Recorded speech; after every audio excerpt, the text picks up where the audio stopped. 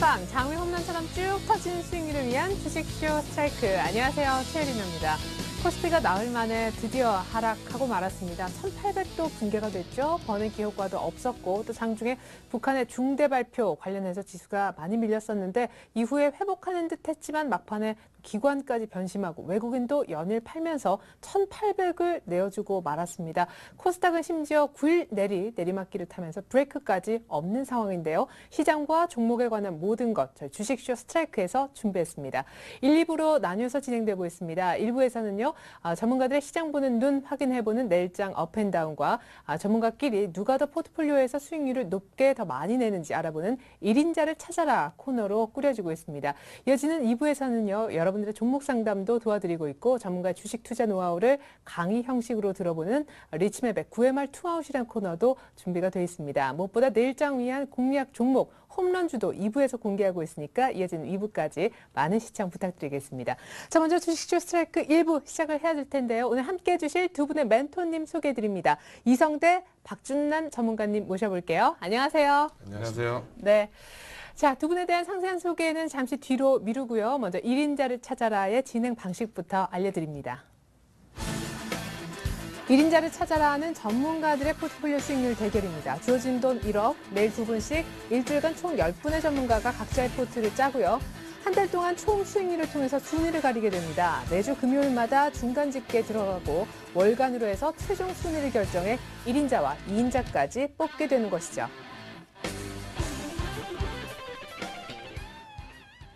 네, 여러분들의 멘토링을 맡아주시고자 두 분의 전문가가 나와 계시는데요. 한 분 한 분 상세한 프로필 소개 들어볼까요? 추세의 시작점만을 공략한다. 성장주, 실적주 중심의 중소형주 모멘텀 매매. 분산 투자로 위험을 최소화한다. 성공 투자의 안전 길잡이. 이성대 전문가의 멘토링 지금 공개합니다. 중대형주 추세 파동을 통한 스윙과 운용 전략, 거시 미시경제 변곡점을 통한 리스크 관리, 실적과 성장을 모두 겸비한 주도주 파도타기 운용 전략을 구사한다. 주식 천왕의 상위 1% 투자 전략, 지금 공개합니다. 네, 이런 두 분과 오늘 함께 시장 얘기부터 풀어보고자 합니다. 내일장 업앤다운부터 출발을 해볼 텐데요. 자, 시장이 오를 때는 밑꼬리 달고 아주 어렵게 조금만 오르고 있지만 내릴 때는 이렇게 쉽게 또 1800까지 내어주고 말았습니다. 무엇보다 외국인들의 선물 환매수는커녕 기회만 있으면 팔 준비를 하는 외국인들. 우리 시장의 글로벌 증시 대비가 유독 약한 이유가 아닐까요? 예, 맞습니다. 외국인들 선물 매도 오늘 장중에도 3,500개 이상 나왔다가 막판에는 대부분 다 상환을 하면서 지수만 많이 빼놓고 실질적으로는 이제 기존에 가지고 있는 그 선물 매도 친 거에 이익을 노리는 그런 상황이 계속 되는 것 같습니다.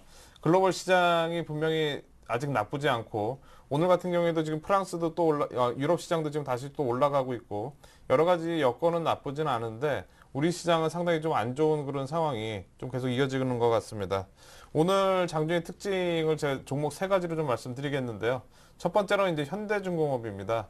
어떻게 보면 현대중공업이 이제 현대차 지분을 팔면서 자금을 7천억 정도 확보를 했다고 얘기를 했는데, 그만큼 이제 시장에 자금이 돌지 않고 있는 상황을 명확하게 보여주는, 즉 업황이 안 좋을 뿐만이 아니라 증시에서 자금을 구하기도 좀 힘든 그런 상황이 되다 보니까 이제 주식까지 팔게 되는 그런 상황이 나오면서 시장이 안 좋은 부분을 지금 명확하게 보여주고 있는 종목이 아니었나 생각이 되고요. 두 번째로 이제 SK 하이닉스 같은 경우에는 최근에 이제 반도체 가격이 재차 하락을 하면서 전반적인 그 반도체 업황, 즉 우리가 이제 우리나라에서 가장 큰 삼성전자 그리고 하이닉스까지도 영향을 미칠 수 있는 반도체 업황이 안 좋은 부분은 이제 하이닉스가 오늘 연중 최저가 기록을 하면서 안 좋은 모습을 좀 보여줬다고 생각이 되고요. 네. 마지막으로 이제 삼성증권 같은 경우에도 오늘 최근 들어서 이제 저가가 나왔는데 어떻게 보면 이제 증시에서 최근에 거래량도 작을 뿐더러 거래대금도 상당히 작은 이런 부분, 즉 증시가 제 역할을 지금 하지 못하고 있는 이런 부분을 명확히 보여준 하루였다고 생각이 됩니다. 네, 무엇보다 버냉키 의장의 얘기를 안 할 수가 없을 것 같습니다. 일단 Q3의 구체적인 언급이 없고 원론적인 얘기에 그쳤다라는 평가 속에 시장에 약간의 실망도 있었던 것 같은데 아까 하이닉스 특징주로 얘기를 하셨지만 인텔이 3분기 실적 가이던스를 내린 게 오늘 하이닉스에 타격을 입혔다는 분석도 있잖아요. 역시 경기, 기업의 실적 다 안 좋은 것 같아요. 예, 예, 그렇죠. 뭐 인텔이 올 매출 전망을 하향을 시켰는데요. 시간에 그래서 주가가 낙폭이 많이 확대됐다고 지금 정보가 입수가 됐는데 아무래도 고용 지표나 그런 ISM 제조 지표도 상당히 안 좋았었죠. 그런 거 관련해서 아무래도 그런 고용 지표나 제조업 지수가 안 좋으면 당연히 미국 같은 경우에도 IT나 반도체업이 많이 발달되어 있기 때문에 그쪽으로 영향을 받지 않았나 싶습니다. 그리고 오늘장 정리에 대해서 제가 몇 가지만 말씀을 드릴게요. FOMC 위원회에서 추가 부양 지지에 대해서 QE3에 대해서 상당히 많이 시장에서 기대를 했었죠. 근데 지금 미국 같은 경우는 제가 한 4개월 정도 계속 말씀을 드리는 거지만 지급 그 기준 금리를 지급 준비율이죠. 그걸 이미 다 내려올 때까지 내려왔어요. 그리고 돈도 찍어낼 만큼 더 찍어내렸습니다. 더 이상 돈을 찍어내리면 인플레이션 때문에 감당이 안 돼요. 그런 부분 때문에 유로에다가 그쪽에서 이제 자금을 트레이딩을 하면서 유로 쪽에 국채를 상당히 매입을 하고 있죠. 왜? 인플레이션을 저지하기 위해서 금리를 내리면서. 그런 부분도 있고 지금 이탈리아 쪽에 지금 스페인이 또 그 당분간 그 300억 유로 좀 이렇게 수습을 밟으면서 다시 또 이탈리아 쪽에서 무디스가 신용 등급을 강등을 했었죠. 이건 뭐냐? 또 이탈리아가 다시 한번 문제가 될 수가 있다. 그런 부분을 다시 한번 알려드리고 이쪽에도 부동산이나 모든 것들이 지금 상당히 많이 버블 쪽으로 많이 이래 치다 있어요, 여러분들. 그리고 여러분들 지금 최근 들어서 외인들 1조 넘는 현물 매도세를 제가 나타내고 있는데요. 제가 또 좀 이따 말씀드리겠지만 제가 여러분들에게 차트를 보면서 간략하게 세 가지만 보여드리겠습니다. 예. 차트를 한번 보여주십시오. 제가 한율하고 기름하고 금값을 보여드리겠습니다. 예, 여러분들 보시면 이게 큰 한율입니다. 한율 한 10년치인데 여러분들 보세요. 알겠습니다. 1,600원까지 2008년 9년도에서 2,000원 정도 간다고 그랬었죠. 지수가 천이 깨지면서. 근데 그런 상황에서 외인들이 꾸준하게 지속적으로 들어왔습니다. 그러면서도 또 작년 8월 달에 유럽 리스크로 한 1,200원 정도까지 갔었죠. 그러면서 다시 한번 또 1,100원대가 와 있는데 지금 여러분들 큰 그림으로 보면 여러분들 지금 환율이 그냥 우리가 상식적으로 본다면 이게 환율이 높아 보입니까? 낮아 보입니까? 어느 누구나 이 그림을 보시는 분들은 환율이 낮다고 말할 거예요. 만약에 이게 환율이 높다고 한다면 여러분들이 역으로 보면은 그걸 부정할 수 없게 되고 그러면서 우리나라 환율은 그렇게 싼 게 아니다. 아직까지도 그런 부분을 말씀을 드리고 금만 제가 잠깐 보여드릴게요. 뉴욕 상품 거래소예요. 네, 잠시만요. 네. 뉴욕 상품 거래소인데요. 여러분들 우리 그 지구촌의 가장 안전 자산이 여러분들 금으로 불리고 있죠. 예, 1온스당이 한 1,590달러 정도 되는데 우리나라 또 남한 140만 원 정도. 1온스가 한 7.5돈 정도 돼요. 그러니까 그 정도 되는데 지금 금마저도 여러분들 고점을 찍고 이렇게 내려가고 있어요. 여러분들 우리가 하다못해 쉽게 보면 돌잔치에도 금을 선물을 하지 않아요. 특별한 날에도. 그만큼 지금 금 안전 자산에도 버블이 끼었다. 여러분들 보이시죠? 금이 이렇게 쭉 이렇게 올라가다가 이렇게 내려오는 거 좋은 모습이 아니에요. 여러분들.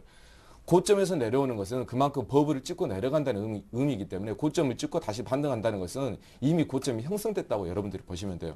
그리고 마지막으로 제가 기름값을 보여드리겠습니다. WTI 텍사스주로 할게요. 예, 뉴욕 쪽으로. 여러분들 이것도 보이시죠?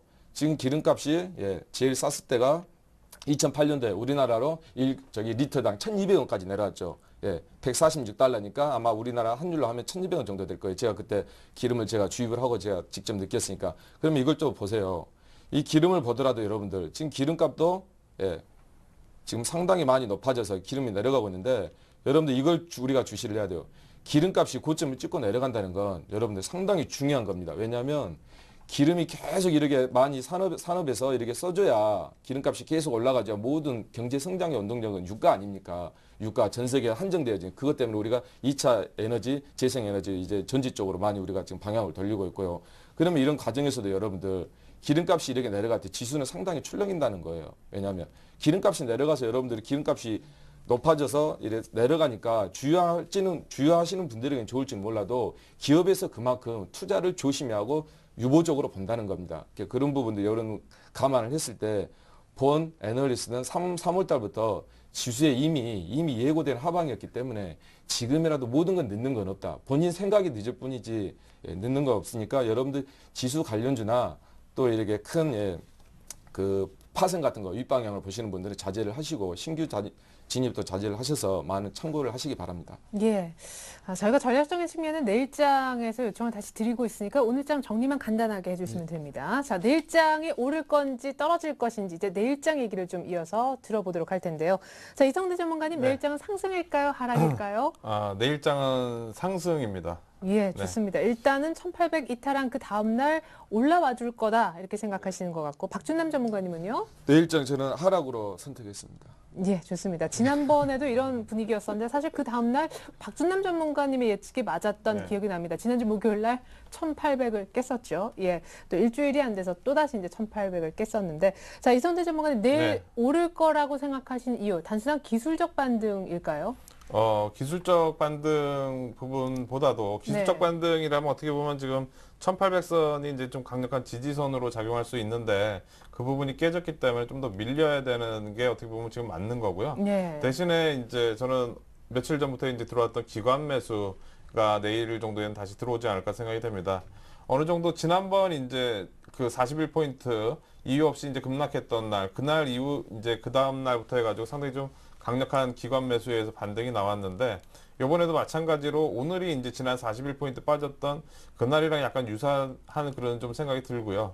그리고 내일 같은 경우에는 다시 재차 기관들 매수가 들어오면서 어느 정도 좀 방어를 해줄 거라고 생각이 됩니다. 그리고 외국인들이 지금 선물로 오늘 장중에 3,500개까지 팔았다가 다시 사놓지만 기본적으로 외국인들이 추가적으로 이제 팔아가지고 보유해서 넘어갈 수 있는 수량은 그렇게 많지가 않습니다. 즉 장중에 팔더라도 다시 사놔야 되는 그런 상황이기 때문에 기관들이 만약에 내일 주식을 좀 사주게 된다면 외국인들의 그런 액션도 분명히 줄어들 가능성이 있고 기존에 있는 선물도 약간 좀 줄어들 수도 있지 않을까. 그리고 이제 글로벌 시장 자체적으로도 그렇게 크게 밀리지는 않을 거라고 생각이 되기 때문에 내일은 좀 반등이 나오지 않을까 생각이 됩니다. 말씀을 들어보니까 기관이 좀 소극적일 때 외국인들이 선물로 흔들면 조금 답이 안 나오는군요. 예, 맞습니다. 지금 전체적인 거래량도 상당히 좀 적은 상태에서 거래량 거래대금도 적은 상태에서 외국인들은 뭐 이제 어떤 다른 이유 때문에 팔기보다는 시장의 불안감을 이용을 해서 전체적인 지수를 자꾸 끌어내리려는 그런 모습이 좀 보이는 것 같습니다. 네. 자, 앞서서 유럽도 경기, 수급 전부 다 안 좋다. 지수 관련주 베팅을 자제하자라고 하셨었는데 내일장도 밀릴 거다. 내일 기관이 사면 진짜 좀 올라올 것도 같은데요. 네, 그거에 대해서 제가 좀 간단히 설명을 드리려고 지금 여러분들 제가 앞전에 좀 자세하게 설명을 했으니까 여러분들 지금 우리가 앞전에 전저점이 1780 정도였죠. 우리가 예. 급락을 했었을 때. 근데 지금 이제 많은 전문가들이나 투자자분들이 바닥이라고 외치는 이유가 사실 여러분들이 이게 말씀을 드리고 싶어요. 전저점이라는 것은 차트를 잠깐만 보여주세요. 예. 전저점이라고 하는 건 이렇게 전저점을 지지하고 상승을 했을 때만 전저점이라고 말할 수 있는 거예요. 근데 지금 시장이 많이 왜곡되어 있는 게 전저점을 가지고 지지하지도 않았는데 그걸 가서 바닥이라고 말하는 부분이 상당히 안타까워요. 여러분들 항상 전저점이라는 것은 그 전저점이 지지될지 안 될지는 시간이 가야 알 수 있습니다. 여러분. 지금도 음봉이고 주봉에서 큰 추세를 돌리지도 않았고 월봉은 마찬가지고 단순히 일봉을 보면서 전저점에서 지지를 한다. 그거 가지고 자기의 자산을 베팅을 한다. 은퇴 자금을 그리고 결혼 자금을 그리고 자기 전세 자금을 상당히 위험한 발상입니다. 여러분. 여러분들 돈으로 모든 것을 돈은 여러분들 모든 거이기 때문에 여러분들이 상당히 조심을 하시고 그리고 그 외인들의 현물 매도세에 대해서 오늘 이야기를 했었죠. 파생을 보고 판단을 자제하라고 제가 말씀을 드렸는데 그 이유는 뭐냐면 오늘 같은 경우에 우리나라가 지금 파생의 거래량이 상당히 많아요. 근데 일부 이제 나이가 40대가 넘어가면 이 기업 분석이나 종목 분석을 하기 힘들기 때문에 파생을 한옥가창 가지고 파생을 많이들 해요. 선물 같은 경우에. 네. 그러니까 그런 지금 파생 같은 경우에 마진콜이 있기 때문에 우리나라가 100만 원 대여 계좌 1000만 원 가지고 1억짜리 1억 5천짜리 계좌를 살 수 있다는 거예요. 그러면 그 계좌를 흔들어 버리면 100만 원이면 100배 레버리지를 사용해서 흔들어 버리니까 순간 마진콜을 당해 버립니다.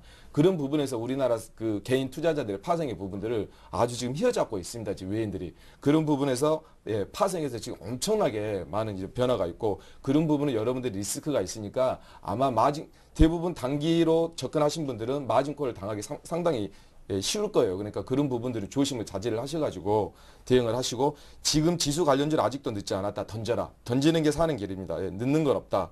그리고 지수 급락 구간이 진입 후에 했을 때 제가 1850을 안착을 못하면 가속화된다고 그랬죠. 지금의 일단 밑으로는 1770이 남아있지만 이건 지지해야 지지하는 거지. 여러분 지지할지 안 할지는 아무도 모릅니다. 예, 지지할지 안 할지 모르는 걸 가지고 우리가 지지를 한다 하고 들어간다. 그건 상당히 위험한 겁니다.